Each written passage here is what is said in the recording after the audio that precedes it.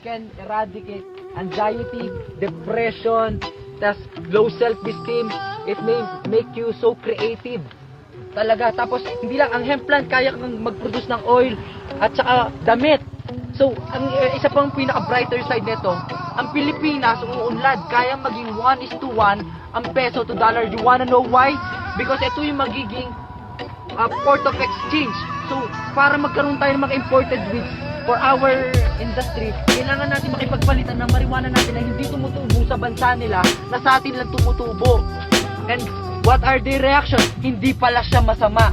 Ang masama, ang pag-iisip ng tao, and ang masama, ang pag-iisip ng tao, and ang masama, ang pag-iisip ng tao, and who insisted that law? Why it is so illegal? Where in fact, it's not even dangerous to your health. Lalaban ako para maging legal ito.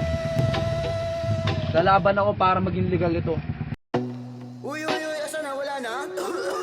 Meron pa eh. Buto ka pa nga eh. Uy, tama ako dyan. Saan ako dyan,